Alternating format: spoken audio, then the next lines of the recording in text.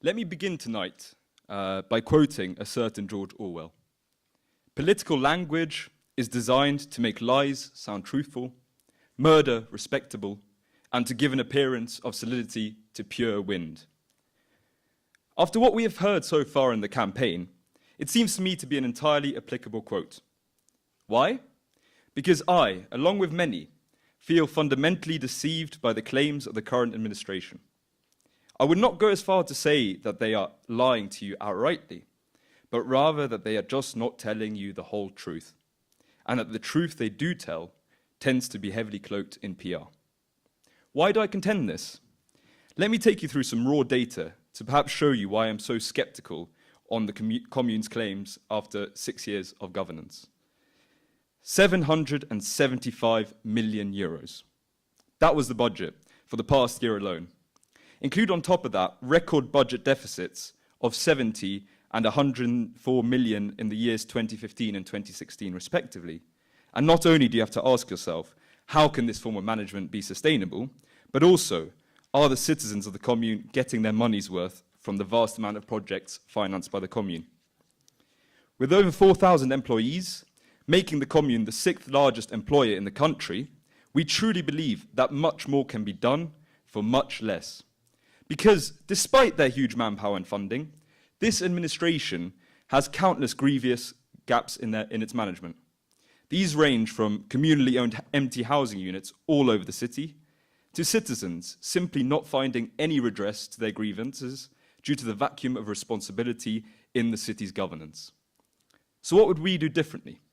Crucially, what makes us the only true alternative come October the 8th?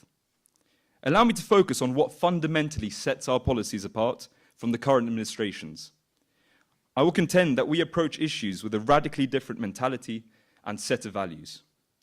First of all, it is undeniably clear to us that we, if elected, will no longer continue business as usual.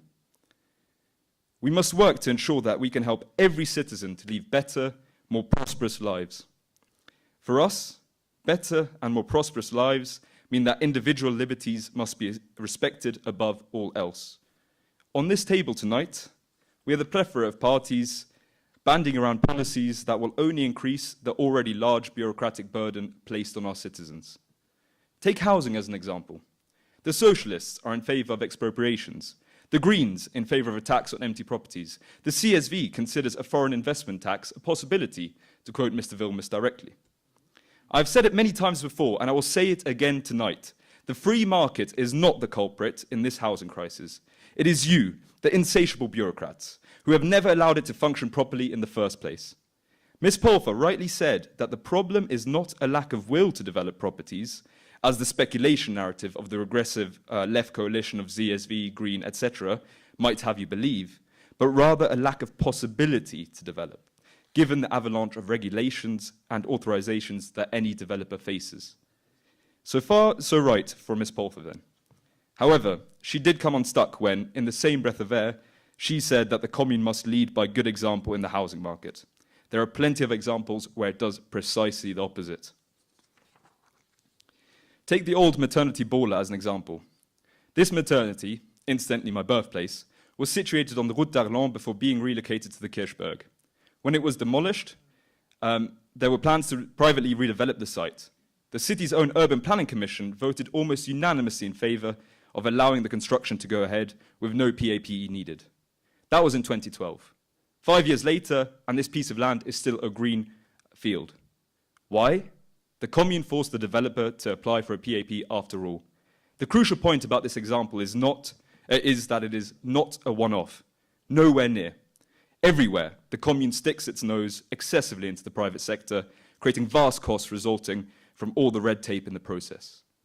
Mobility is another key issue where we have seen personal liberties infringed. The current administration has declared an open war against the car, which, lest we forget, is the most important mode of transport by a country mile. It is completely absurd, for example, that only one parking space is allowed per newly constructed apartment.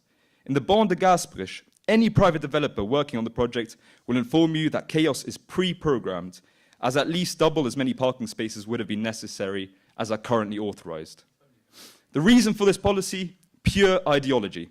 Instead of coercing people into public transport, we should be creating an attractive public transport system. For more than a decade, the ADR has campaigned for a fully free public transport system, which would most certainly be a step in the right direction. Finally, I want to touch on the issue of Luxembourgish. We are the only party to say with clarity that Luxembourgish is the one and only national language of Luxembourg. Accordingly, its status in the commune must be strengthened hugely. It must be the focal point of and medium to integration. We also strongly demand a greater language diversity in the administration of the commune. When, for example, 200,000 euros are spent on a brand new website and the result is a purely francophone one, it is not only shameful for the status of Luxembourgish, but also an open discrimination to all non-francophone speakers. Many of you tonight have some sort of notion of us, probably have some sort of notion of us, of being xenophobic due to our strong defense of the Luxembourgish language. This we are most definitely not. We are simply against the massive ongoing francophonization of our administration. Indeed, the Anglophone community is one of the main victims of this policy.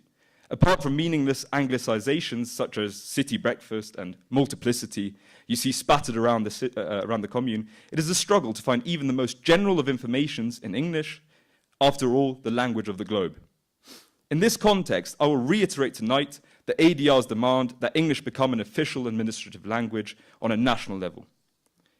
Ladies and gentlemen, I came here tonight to talk to you about the things that they do not want to uncover the truths which, although uncomfortable, are necessary to make an informed decision on the 8th of October. I have shown you where our strengths lie. Above all, we will not shy away from the real issues affecting the citizens of our city and attempt to sweep them under a rug of PR. Where we will invest communal funds, we will do so true to our name, conservatively. The respect for the hard-earned money of the people must be reinstated in City Hall. In short, if you desire personal liberty over rampant bureaucracy, pragmatism over ideology, and competence over photogeneity, then vote for political renewal. Vote for fiscal conservatism. Vote for a more outward-looking city. Vote ADR, the only true alternative for your city. Thank you very much.